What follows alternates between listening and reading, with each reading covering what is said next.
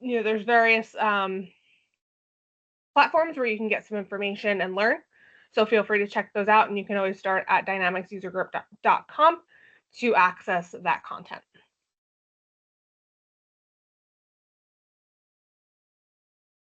So if you're in any of these areas, there are some regional meetups that are planned. There's one in Philadelphia in March, one in Toronto in June. That's a 2-day event. And then West Africa in July and East Africa in July as well.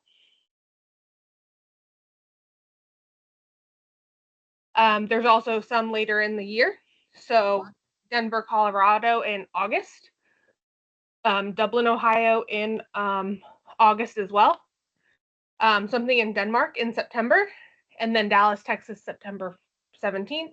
And then the Southeast, this is almost a year away, but the Southeast Regional Meetup that's going to be in Tampa again in January. We're really excited. We're already starting to plan that one. So we're looking forward to that event. We're looking forward to all of them, but the Tampa one holds a special place in my heart.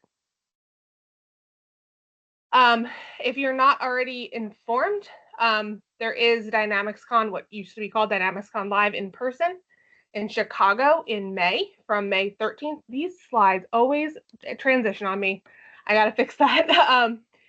There is a free ticket for meetup members if you are able to attend. That code will expire in 2 days. So the code is meetup member, all one word, before February 28th. Unfortunately, if you've already purchased your tickets, there's no refund that you can get on those. But if you have not already purchased your ticket, feel free to use this code through what is actually Friday, since today is not Friday. And you can get that ticket. It might be a great way to convince your boss to send you, because there's going to be some savings there. They only have to send you with airfare and hotel.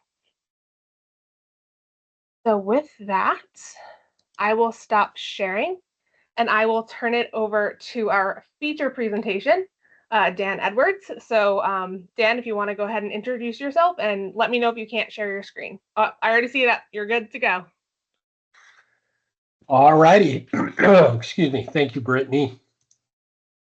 So I'll come off of hiding there and say hi to everybody real quick and get us started. I'll turn the camera back off because I'll be looking at multiple monitors and I'll drive you guys crazy.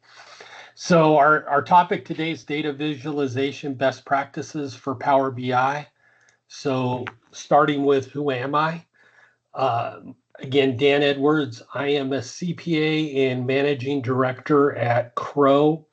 Crow being a large top 10, 12 CPA firm, as well as a global firm. In addition to that, I'm also an adjunct professor of business and accounting at Vanguard University.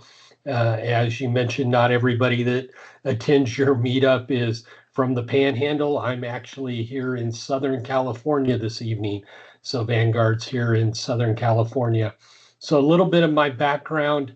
I've been doing this, we'll just go with forever at this point. I started way back when in audit and tax.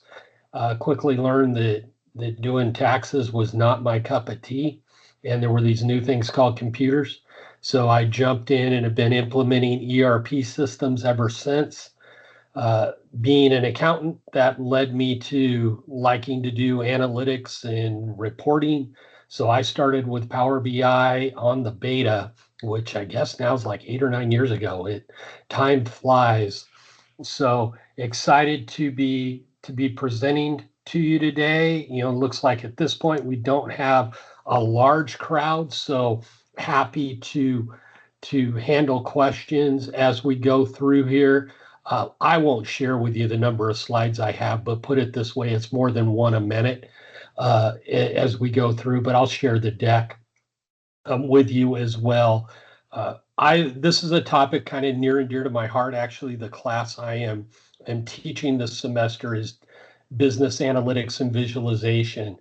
And there we look at both Power BI and Tableau, but really just the whole theory behind analytics and visualization.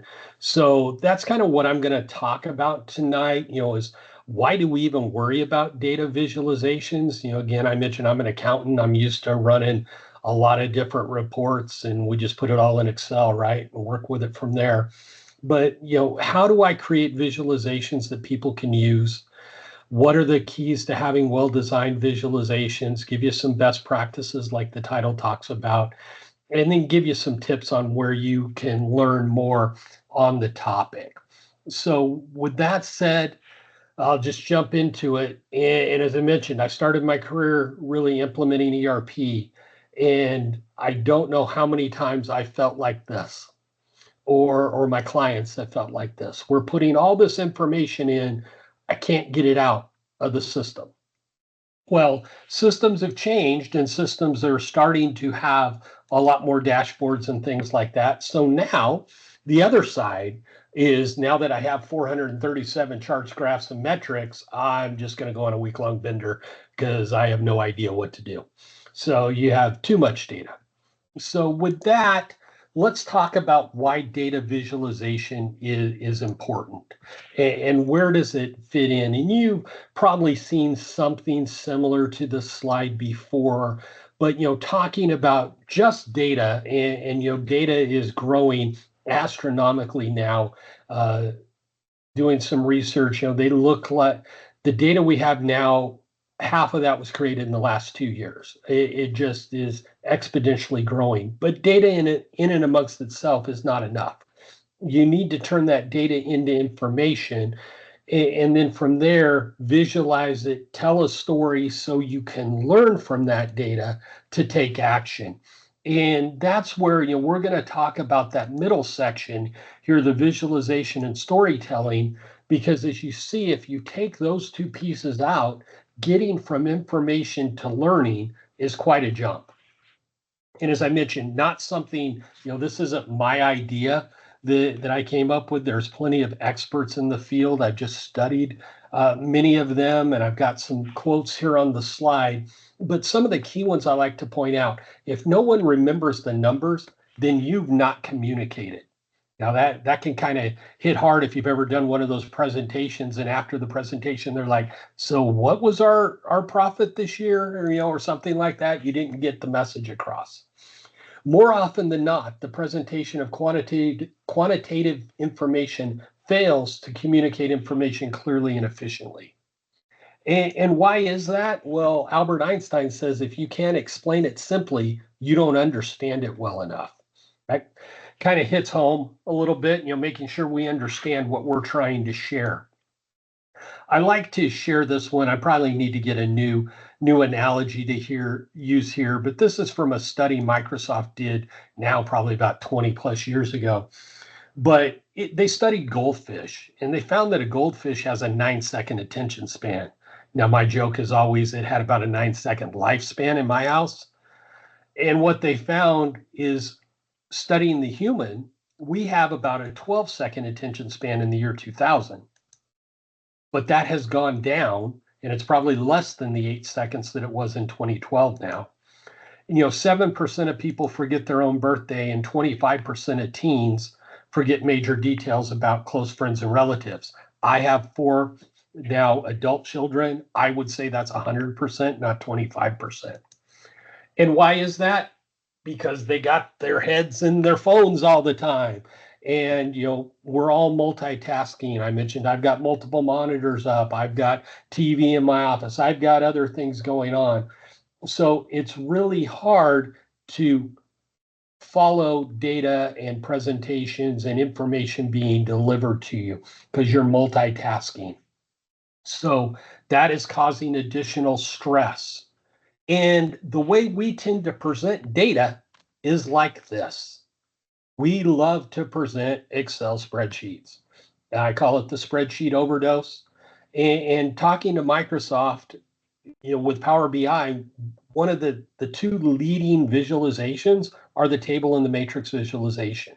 And it's because it looks like Excel. If I have a problem, my solution is to make a spreadsheet. If I have another problem, I make a bigger spreadsheet and repeat.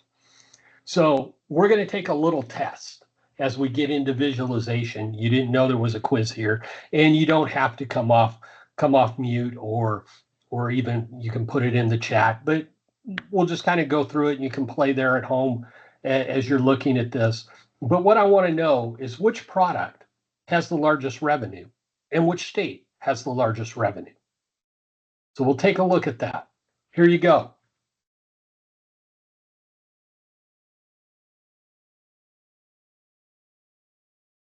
That was 8 seconds.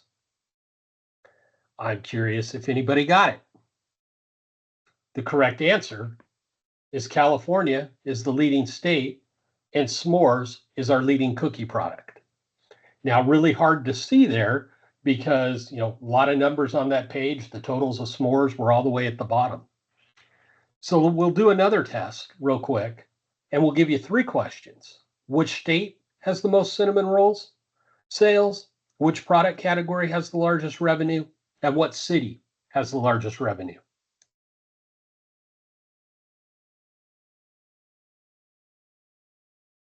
Now, I'm guessing you're picking that one out much quicker. And what you see there is it was California, it was our classic category, and New York City is our top city. And honestly, that's a really bad dashboard because I probably should have sorted it. And if I would have sorted it, you would have got it probably within a second or two. Why is that? Because the human eye looks at numbers, it has to read them as English speakers. We read left to right, top to bottom. We're putting numbers in our short-term memory, comparing that to the other number, moving on. Now, our brain and eyes do that much faster than I explain it. But when we look at a graph, we don't go in order. We see what stands out for first. We only look at a few things at once. We make meaning and connection. The longest bar is the highest. The biggest slice of the pie is the biggest. We rely on conventions and metaphors. If it's green, it's good. If it's red, it's bad. So now that I understand why I need data visualization, how do I go about designing it? So data visualization techniques, and this goes to whether you use Power BI, Tableau, Click, anything that's out there, even Excel, really understanding what are your audience requirements, what are the principles around making a user-friendly visualization, and selecting the appropriate technique. There's different types of visualizations you should use, and then putting it all together. So what you're doing is you're turning that data into a story. So you're taking this raw data out of Business Central, out of D365 Finance, whatever tool you're using. And while that's good information, can I look at that spreadsheet and see that our pumpkin spice cookie sales really peak in October? It's much easier to see that with a line chart. So designing for a user, it's an art to create that. And to an extent, beauty's in the eye of the beholder. People have different opinions on what looks good, what doesn't. I'm going to give you some books at the end of my talk here that share some different options you can use. I pulled a lot of that. But the first thing is knowing your audience and understanding who the end user of that report, dashboard, visualization will be. What you prepare for the CEO is going to be different than what you prepare for the controller. That's going to be different to what you compare for the AP clerk or the marketing executive. How are they going to use that visualization? Is it going to be in a presentation to the board, or is it going to be something they need to inquire, drill down, and answer questions? Are there any technical requirements? Do they need to be able to filter and slice and dice? Do they happen to prefer special colors, things like that? I see that a lot. The marketing team wants all of our dashboards to look a certain way. You'll see on my dashboards, I made them kind of match Doug Meetup colors. Not that I'm a fan of purple. So overlooking that audience is the number one mistake. As data scientists, as data analysts, we can get in there and we can play with the numbers and we can really get information out, but we can't necessarily present it effectively. So we're going to look at things like use of white space and how to get that across. Also, how there can be subliminal messages in your visualizations. You may not know, you may have some bias towards something that actually skews your visualization. So you need to make sure you're presenting the facts, but getting the right desired emotional response out of that. So I said we were going to talk about a few techniques. That's where I'm going to get my professor hat on a little bit. I'm only going to really concentrate on two. There's 5 different data analytics types. We're going to talk about exploratory, because this is what I see most of my clients doing, is exploring the data. So being able to go in and look at unknown data and explore it. And what you're doing in exploring is composition of the data, what variables are in there, what are your data sets, how is it distributed, how do we go across different customer types, how are relationships between data points, is our marketing costs go up, do our sales go up exponentially, those type of things we would do in exploring. So again, you're looking at composition and comparison when you're doing exploratory data versus explanatory stories.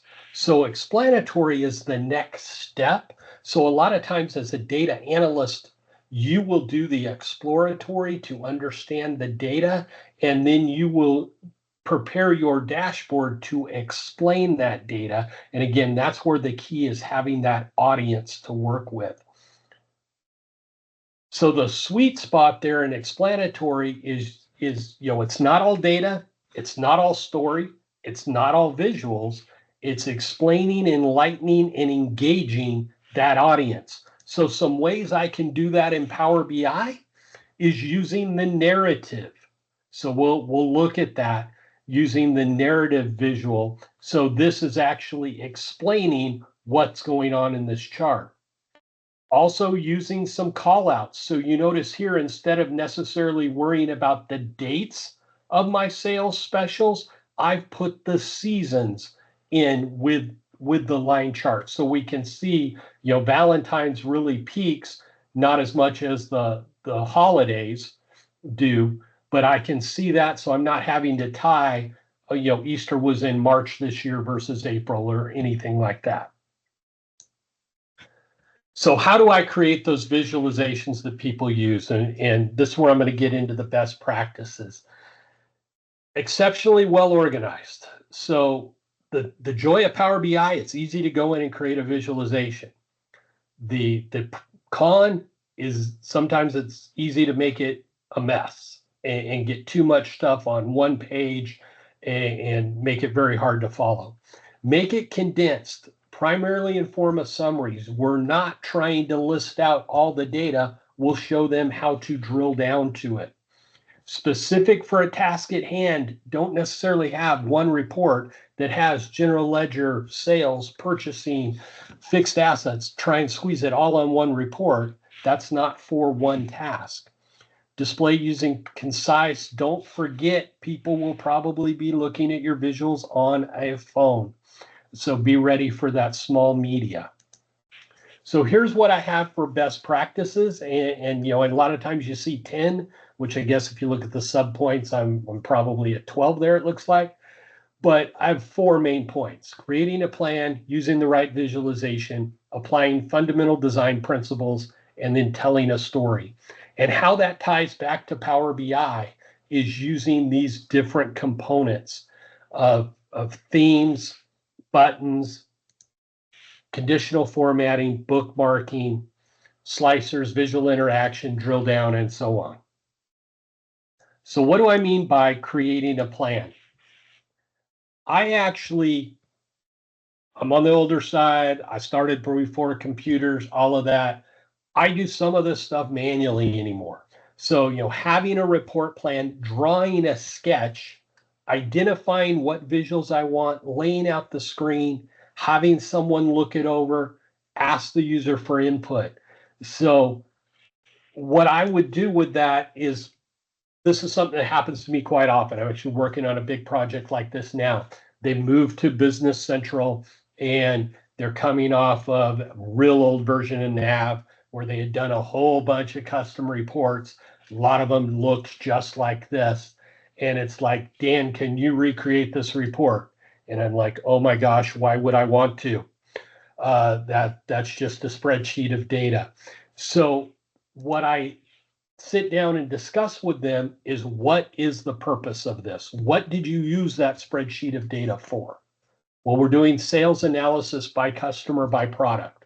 Okay. Who's the audience? Sales management team. What questions are they going to ask of this report? Who are the top customers by margin? Who are the top products by margin? Are there any variations to those questions? Well, we might want to break it down by category. We might want the geography, specific time periods. So something that I teach in my class, they call it the SOAR method. And what the SOAR method is specify the question is the first step. And then step 2 is obtain the data. So I need to know what question I want before I go after my data. So this question is letting me know I need sales, I need customers by margin, by product, product categories, geography, time periods. So now I'm getting an understanding of what data I need to obtain. Then I'm going to start, the A in SOAR is analyze that, and the R is to report on it. So now in analyzing it, I'm going to start sketching out what I want my report or dashboard to look like. So again, sometimes I do this in PowerPoint. A lot of times I start it on a piece of scratch paper and start laying this out. And you'll see kind of here in the blue, I'm making notes to myself. Use the card visual here. Make these slicers. We should make a customer hierarchy. Make this a column chart with the sales value, make a product hierarchy. So I'm putting those tips into me before I start even opening up Power BI to gather that information. So I'm going to pause there, see if anybody wants to come off mute, has any questions on what I've covered so far, or throw anything in the chat, or I'm going to jump into some of the visuals and working with those in Power BI here.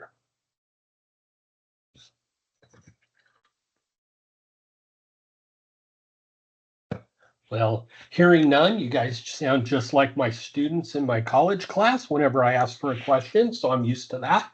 I'll jump on moving forward.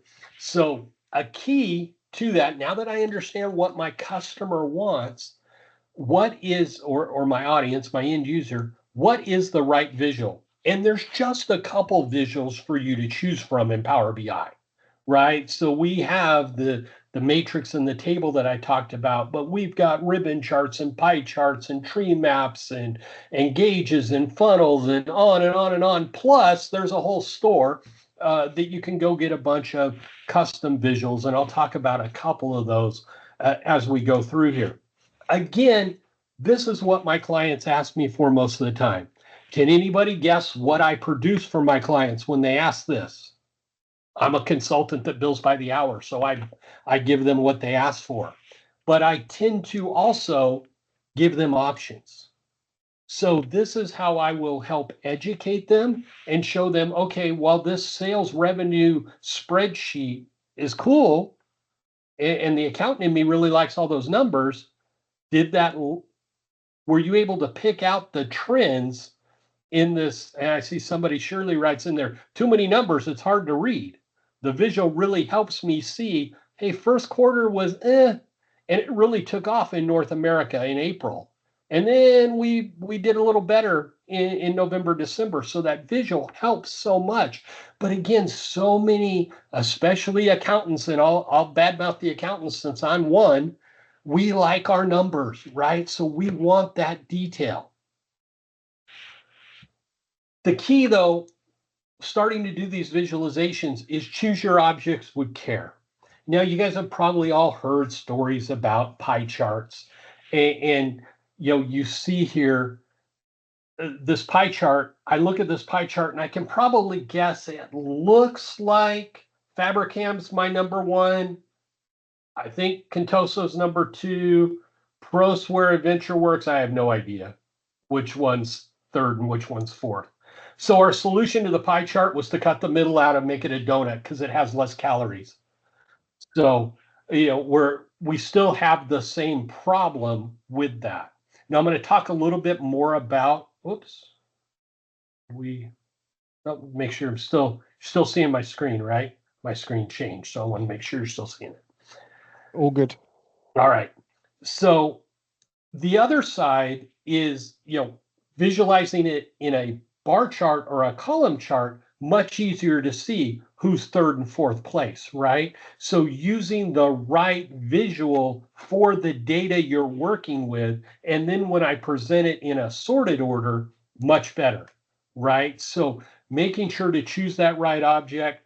As my little joke here is, as my doctor tells me all the time, be careful with pie and donuts. That they're good in the right circumstance, don't overdo it. But even if I choose that column chart, I could still mislead people. If we look at this chart initially, we look at Poland's really doing well and Switzerland's struggling. But you might notice there, the axis was very skewed, 4.5 million to 5.2 million, where if I put that on a $0 axis, they're almost neck and neck. Now, there could be reasons why I want to present it the way it is there on the left. Maybe 4.5 million is the goal. That's the baseline. We want everybody to have at least that. So Switzerland just made it. The place you'll see that a lot, we probably saw it here a few months back, last year with the election. Media is real good at skewing their charts to change the axis and make things look the way they want to tell the story. The other thing I've seen people do a line chart like this. Now, what does your eye immediately think? Sales are going down and then they peaked. Oh, they went down and then they really peaked. Wow, we're going down. Wow, we're going up. Well, those were all four the same because they were actually going across categories. I would never want to use a line chart that way. So how do I know which chart to use? Again, pie charts are not bad. The problem with a pie chart is the human brain is not trained to compare angles around a circle. So it's hard for us to break out the size of that pie. Excuse me. And you can see that when somebody cuts the pizza, right? They don't always end up the same size. It's hard for us to judge the size of the pie. An easier way to look at that is with a tree map. So a pie chart, I think, works really good if I have 2 to 3 categories. So if it's yes, no, male, female, on, off, something like that, pie charts can work really well. If I get into more categories, it's easier to use a tree map because we can tell the difference proportionally with box sizes. So it's easier with the squares to determine. Also, a tree map works much better for a drill down capability. So you can see how I can drill down into that category into the actual product size. Where I spend most of my time is bar charts and column charts because it's much easier to compare those side by side and everybody can understand those. You can combine those together with a stack bar chart. So before I keep going, let me open up some Power BI. So this is a live Power BI desktop. I just want to jump over here, kind of show you where all this is at. So again, these are all the visualizations. So I've got a bunch of visualizations out here. So if I wanted to look at a pie chart, so there's my pie charts. And again, how do I solve the pie chart problem? I put the numbers on it. So does this visualization really do any good? Would it make more sense to move this to a column chart or a cluster bar chart, whichever one I clicked on, cluster bar chart there. So it's much easier for that to be selected. We'll get into more about how to use less white space and things around here. This is the tree map. And again, depending on how I build this tree map. You'll see here I have the ability to drill down. So I can drill down to the next level. So again, that is it's easier to tell by those size of boxes. Now there are options in my configuration where I can bring in data labels and show what the values are in those boxes as well. You also see, I can see that through my tooltips when I hover over.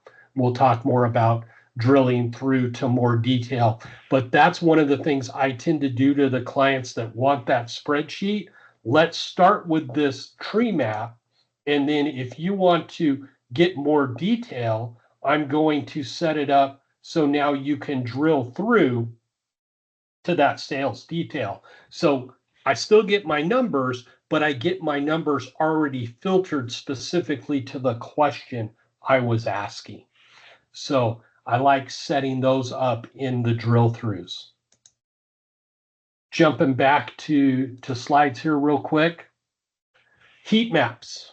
So heat maps, if I'm going to use a matrix or a table, I like to apply a heat map to it. And what we mean by heat map is doing conditional formatting.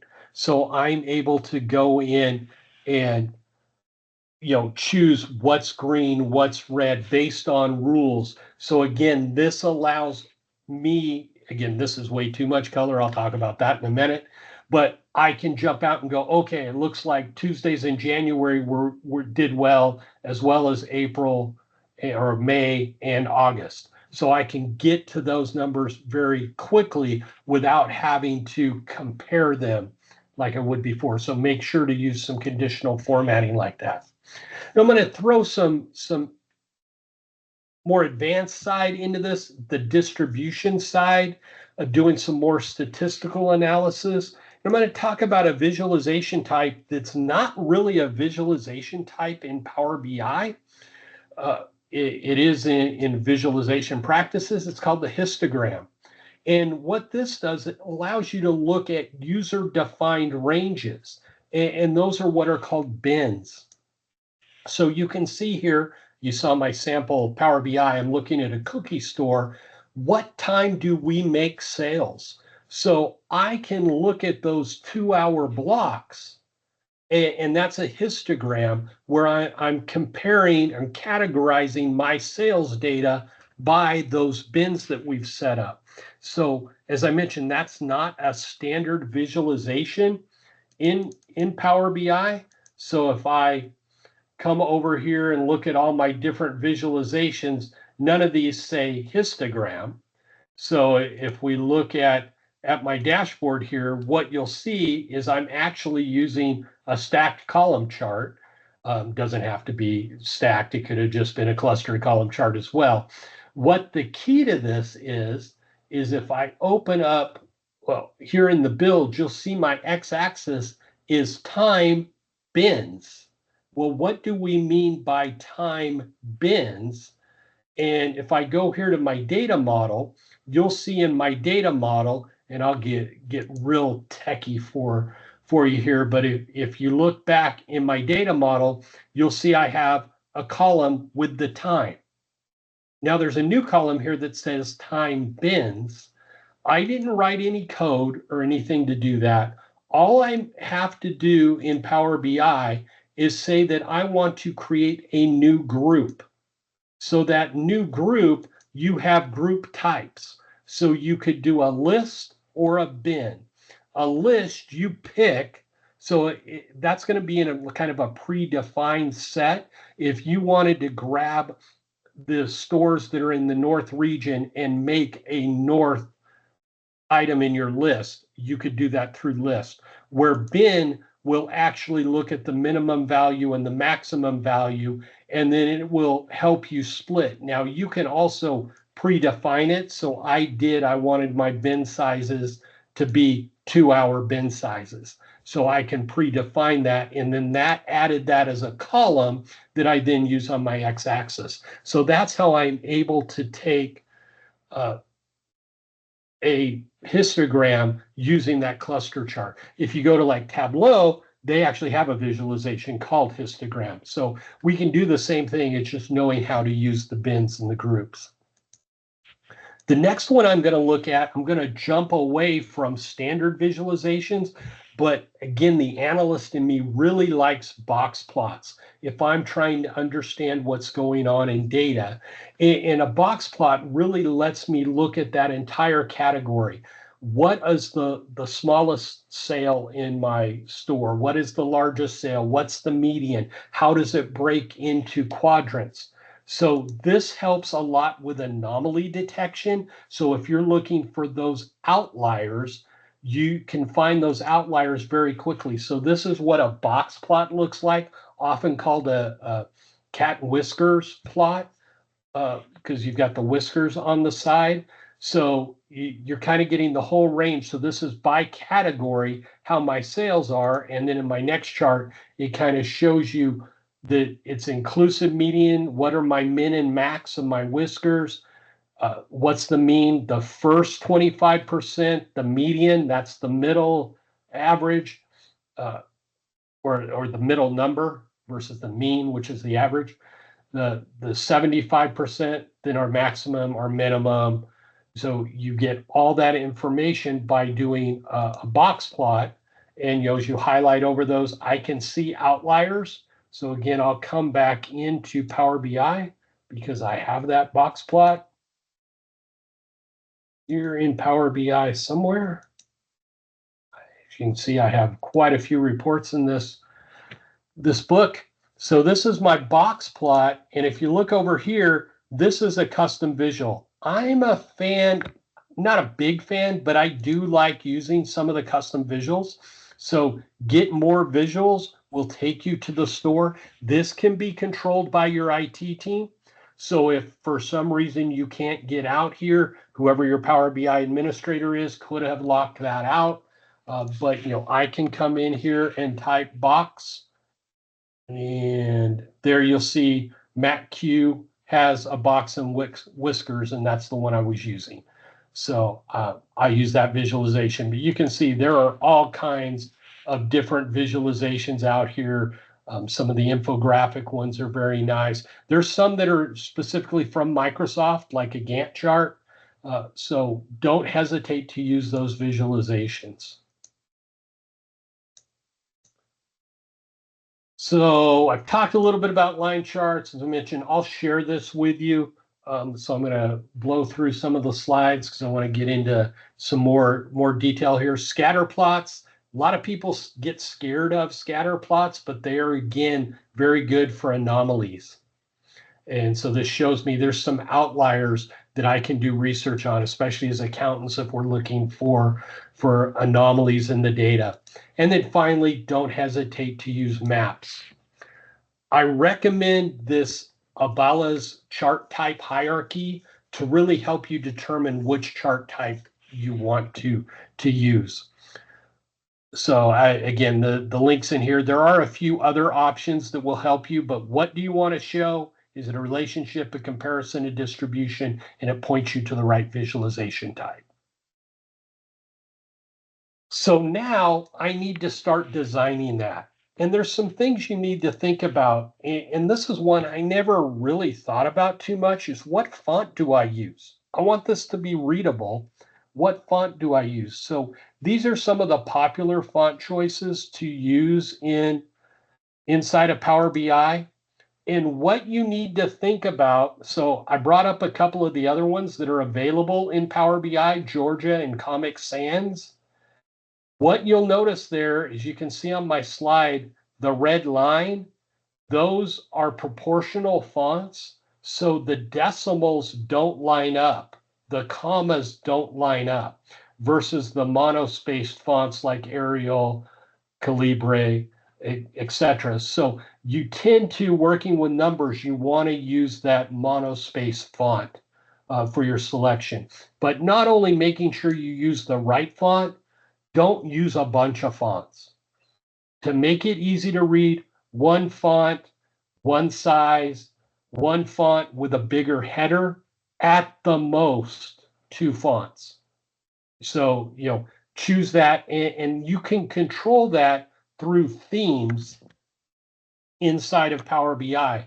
So if we jump back into Power BI, you do have themes, and there is a theme gallery you can go out to. You can actually create your own themes, and those themes actually have fonts associated with them. So you're not having to go into each visualization title and change, what font do I want here?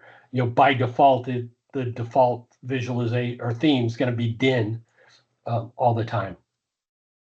You'll also see on a lot of my visualizations, I like to use icons. And the reason I like to use icons, everybody looks at that and knows that's probably going to take me home. That's a calculation, books, etc. Versus using photographs, because photographs become dated. Another thing I like to do is contrast. What do I want to jump out, make it bigger, make it bold? And so the eye will naturally gravitate towards my 80% margin, which is a really good number. So I want everybody to see it. The other way to do that is often color, but color can be difficult to work with. So it does draw attention, but it also incites emotion. And we'll talk in a minute about not everybody can see the colors the same way. So there are different color families. I also understand sometimes you got to work with the theme, like what we're working with in the slide deck. So picking colors that work well together, there are color wheels you can use. Red and green complement each other versus a split complementary. Analogous colors. I can't say all these words this time of night.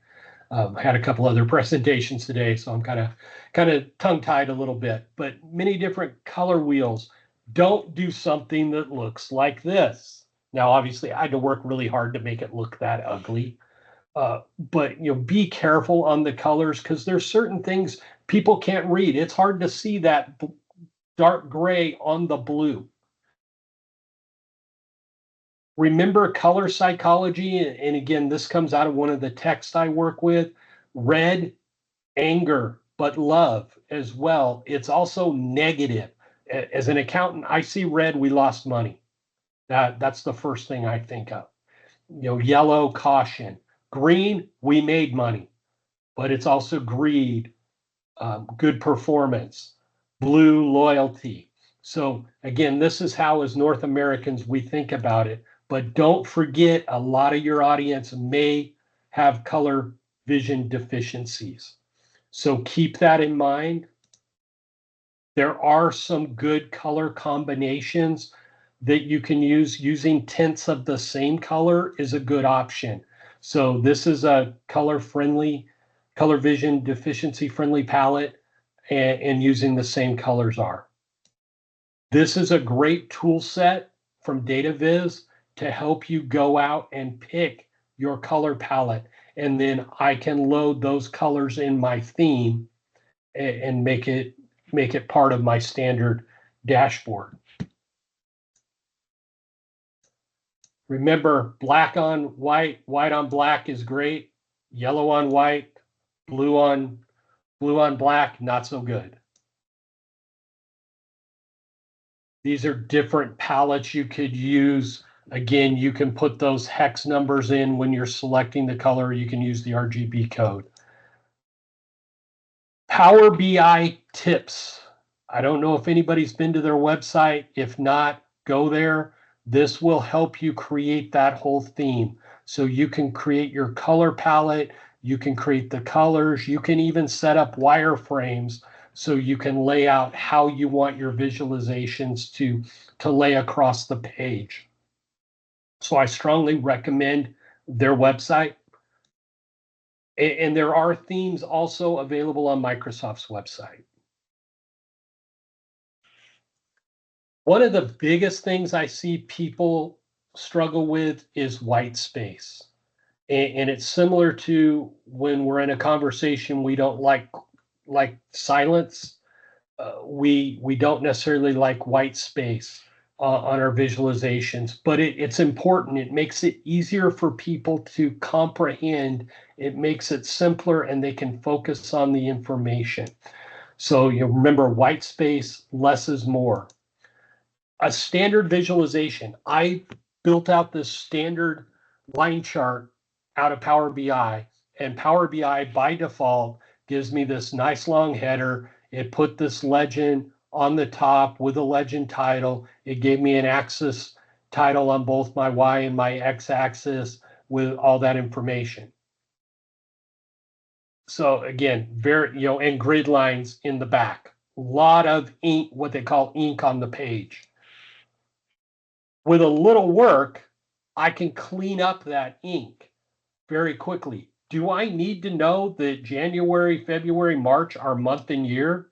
I think we all pick up by seeing that's month and year. I don't need a title. This is my order count trend. So I'm guessing 800, 600, 400 is my number of orders. I don't need a legend because I put the code next to the line. So this is the credit card line, the cash line, the coupon line. So again, very easy to do that in Power BI. It just takes a few minutes to kind of remove the clutter. I'll give you another example, and then I'll jump into Power BI and show you how I do that. But here I did a combined column and line chart. And again, a lot of information on this chart. The sum of the sales amount, the margin, average of target margin, and margin percent by month and year abbreviated. So a lot of stuff that I can take off of this. So I can, first of all, clean up the title.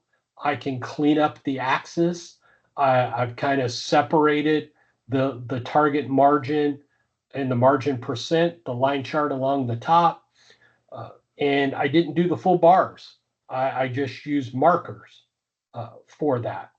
And another way to do that, I actually split this. This is two visualizations now, but they're very close together, so it looks as one visualization. So let me show you that tip.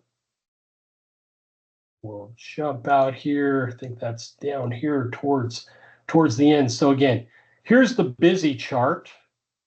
Maybe give me a good year of data.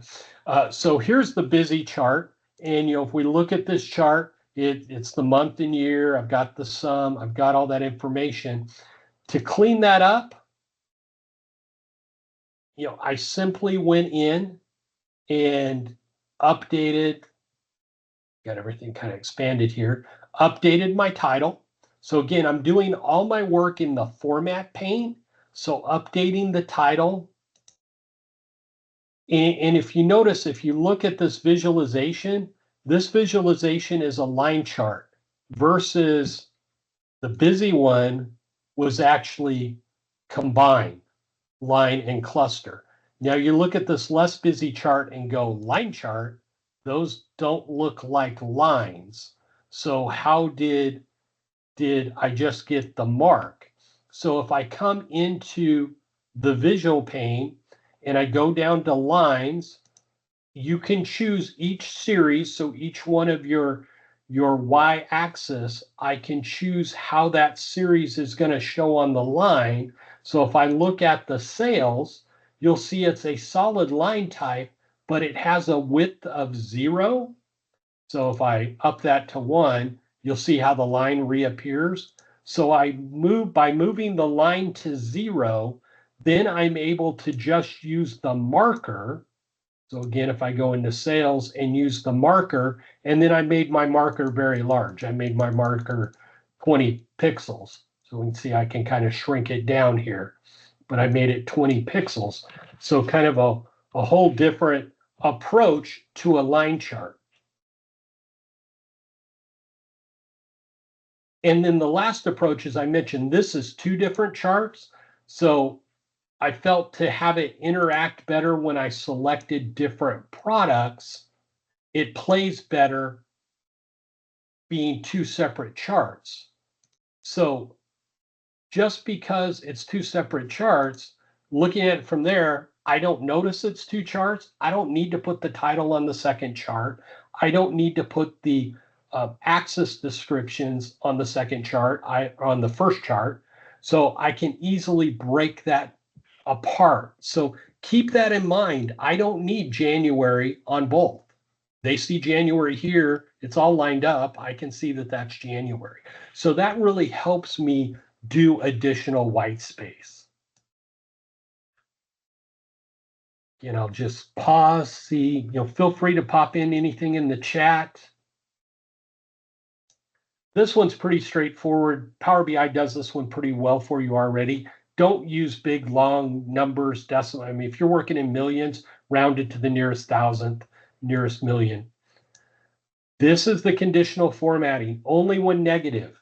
And again, it depends on my audience, and it depends on what they're trying to do with the reporting. But a lot of times they're trying to find the problem. So I want to find my cookies that are selling less than last year. So I want to see the red variance. And again, I do that simply by using the conditional formatting inside of the visual. Make it personal. You'll notice my dashboard. I've got the company logo. I've got cookies on my buttons here to drive it around. I also can bring in product pictures. So what is my top product? It's the chocolate chip cookie. It's the cinnamon roll. So again, making it very personable to our company, they're more apt to want to use this dashboard. And I think my final thing on this section is layout. As they say in real estate, location, location, location. We read left to right, top to bottom. So if it's important, if it's important, put it in the upper left-hand corner. If you want to hide it from the boss, put it in the lower right-hand corner. So again, key performance indicators, important to me. I want to put them in the top. So that's where everybody's eyes are going to go first. I'm not so worried about sales amount by state. So that's in my lower right-hand corner. You'll tend to read that one more top to bottom. You can also lay out more column-based. So they'll read the left-hand column of numbers, the middle, and the right.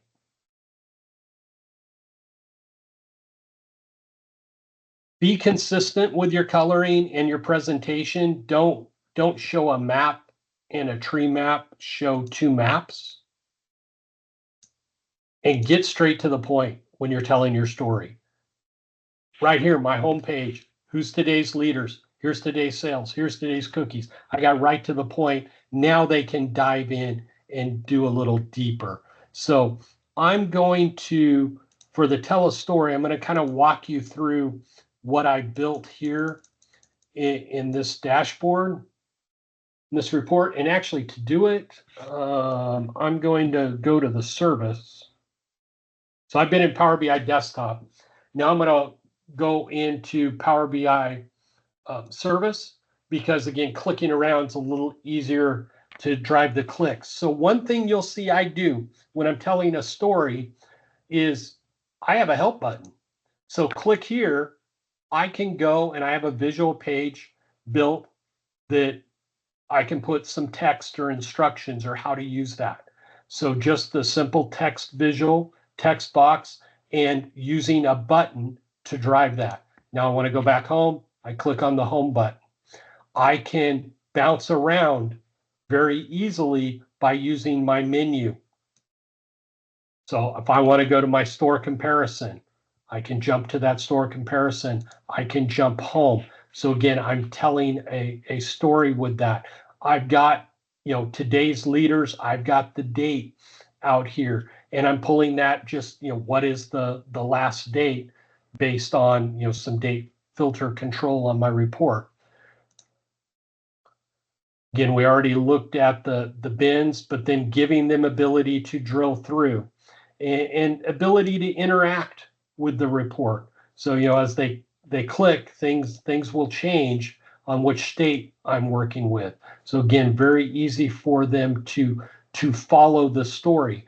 Now, you probably noticed if I go over here, I have a lot of pages in that book because I use this for this presentation, but I don't have them all here on the the demo.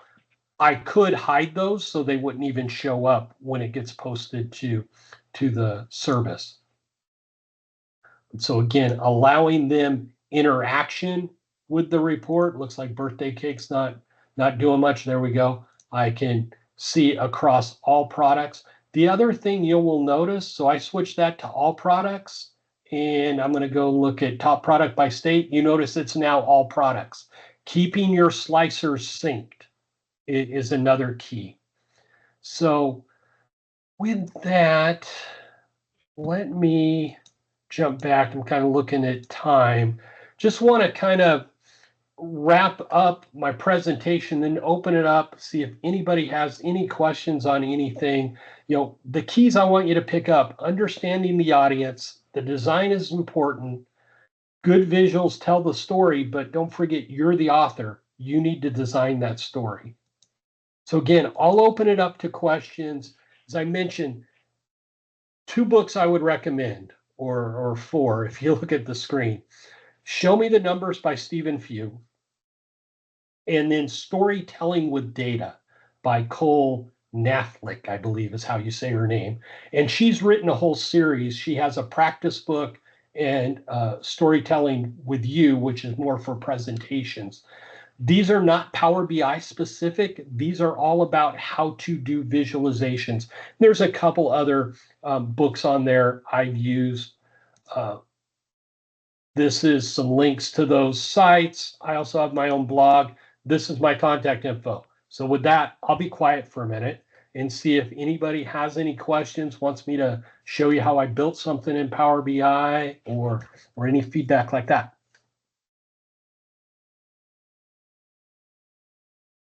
Thanks, James. I saw the applause emoji there. I appreciate that. I just want to say this was excellent. Thank you. All right. I appreciate it, Heather.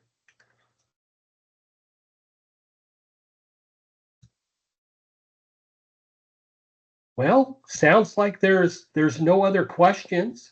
Oh, where do you get additional visuals? So the big key there, additional visuals.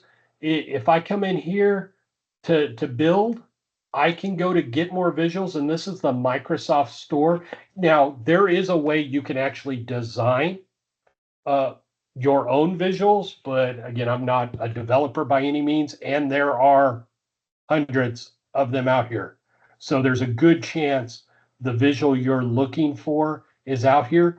Most of these are free. I found some of these do have a cost. Some visuals, like if I go here, there's a new product by Microsoft Business Performance Planning. They have visuals that come with that. So those visuals only work if you have the business performance planning. So that's where I get all of my visuals that I work with are through the App Store. Your organization can limit what you see there, though, so you may not see everything if they've done some limits. So hopefully that answers your question. Is there top ones you like or ways to rank top used?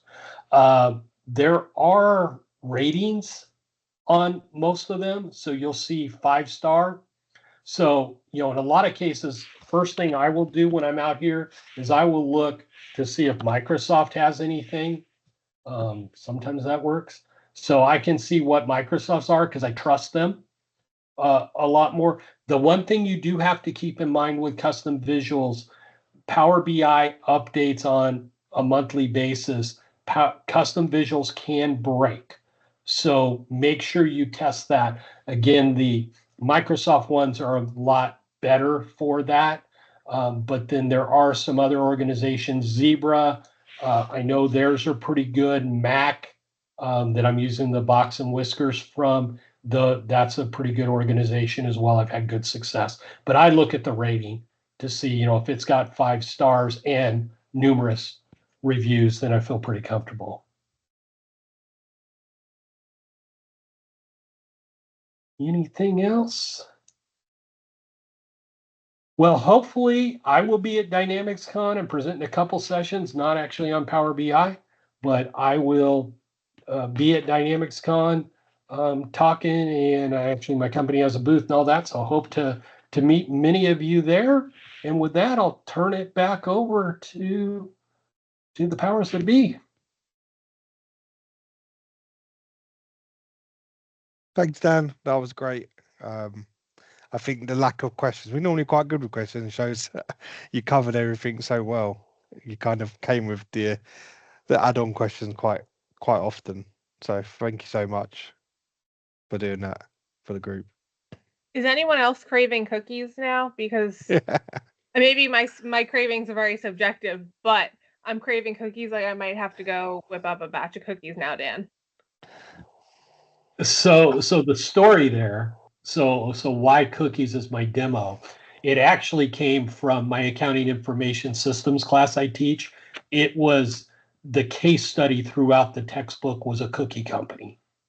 So I ended up building the visualizations to go for that. So I love it. That's where it came from. So, but it shows really well, and yeah, it makes y'all crave cookies. Well, if Crumble ever needs some data, they should probably come your way because you know how to work with data for cookies. There we go. Actually, some of those pictures I believe are stolen from Insomnia. It was easier to get to their pictures on their website. So, yeah, the way those pictures come out, if anybody cares, it's just having the URL in your data set. So having the URL to where that picture is on the web, and you can pull it into your visual. AI cookie emoji. Yeah. All right.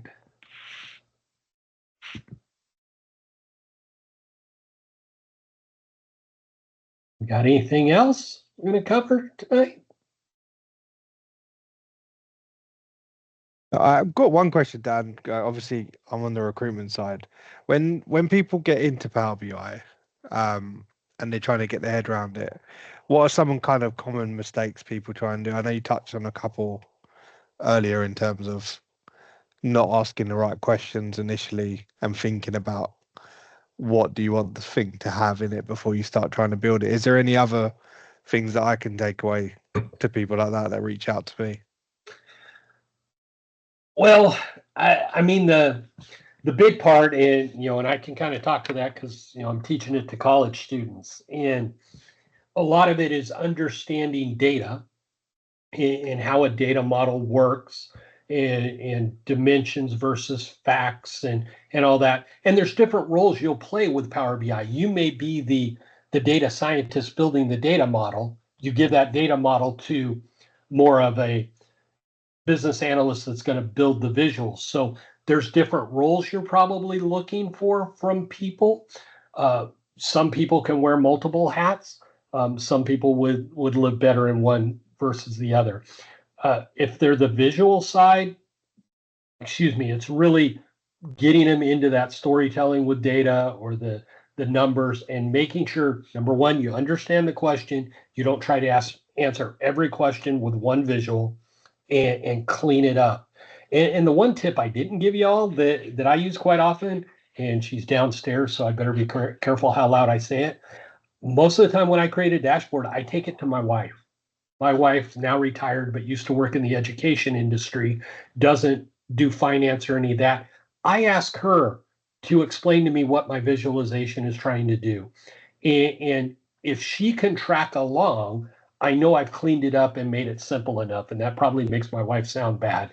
I don't mean it that way, but somebody who's not familiar with the data to look at it, and if they can interpret it, you've got a good crafted visual. That makes sense? Yeah, definitely. Thanks.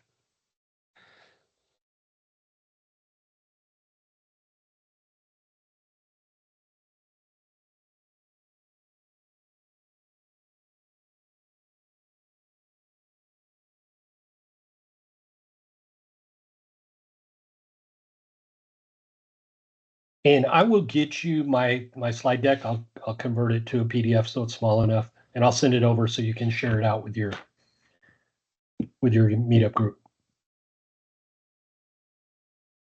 Perfect. And we'll get this recording sent over to Doug as well so that they can get it posted out on their platforms, I think YouTube typically. So then we'll share out that slide deck with the link once it's out on YouTube. Perfect. And yeah, and if you have any questions after you go back, definitely connect with me on LinkedIn, on X, shoot me an email, any of that, or you'll find me at probably every North American conference. Haven't convinced my firm to send me to all the Europe and the African ones yet, but I'll try.